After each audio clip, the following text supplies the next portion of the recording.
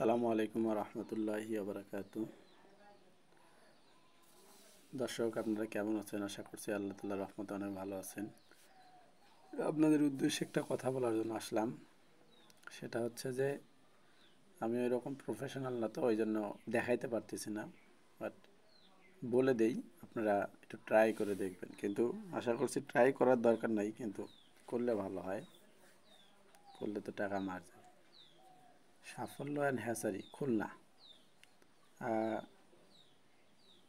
অগ্রিম টাকা নেয় ঠিকই, বাচ্চাও দেয়, সবই ঠিক আছে, কিন্তু দুই নাম্বারই করে। নর্মাল এবং যত বি গ্রেড সি গ্রেডের বাচ্চাগুলো আছে এরকম বাচ্চাগুলো দেয়। ভালো বাচ্চা আপনাকে তারা দেবে না, ঠিক আছে? এর হচ্ছে এক নাম্বার গেল।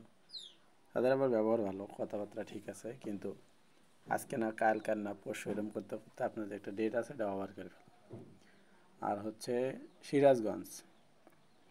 সিরাজগঞ্জ, মান্নাননগর তারাস থানায় যে মিতু হাঁসের হ্যাচারি, এরা মনে করেন এদের কাছে ফোন দিলাম যে ভাই কীরকম আচ্ছা হবে কি না? হ্যাঁ হবে।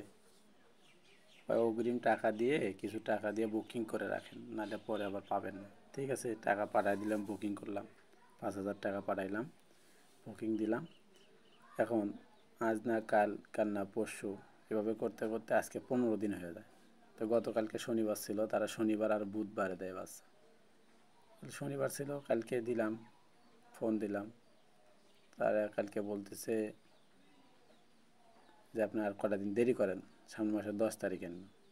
এরকম করলে কীভাবে হবে? আমি তাদেরকে বললাম, এই কথা বলে সে কেটে দিয়েছে। তা আমি একটু বিস্তারিত কথা বলবো না যে ভাই না হলে টাকা ব্যাক দেন বা অন্য জায়গায় দেন, এরকম কথা বলছি সাথে সাথে তারা কেটে দিয়েছে। পরে আবার ফোন দিয়েছি, ফোন রিসিভ করে তারা বকাবাজি করছে, অনেক গাইল আর কি, বকাবাজি।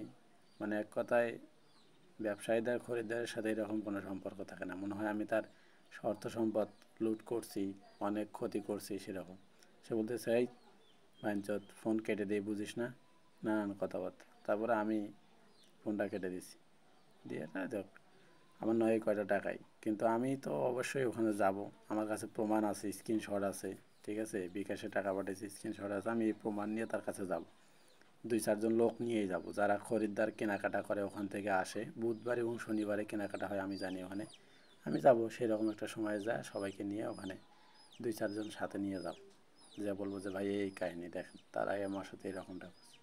তো আশা করছি আপনারা অন্তত মিতু হাঁসের হ্যাচারি এবং খুলনার সাফল্য হ্যাচারি থেকে কেউ অগ্রিম টাকা দিয়ে কিছু নিতে চাবেন না। যদি নেন তাহলে নিজে যেয়ে স্বচক্ষে দেখে কয় টাকা নেয় না নেয় সেটা নিয়ে আসবেন। তাছাড়া আমি মনে করি এরা দুইজন ছাড়া অন্যগুলাও অগ্রিম কোনো টাকা দেওয়ার দরকার নাই, বা অনলাইনে নেওয়ারও কোনো দরকার নেই। আপনি তাহলে ব্যবসায় লাভ করতে পারবেন না। আমি আজও পর্যন্ত বাচ্চা পাইনি, ঠিক আছে? খুলনা থেকে দিয়েছিল কয়টা বাচ্চা, সেগুলোর অর্ধেক মারাই গিয়েছে, ঠিক আছে?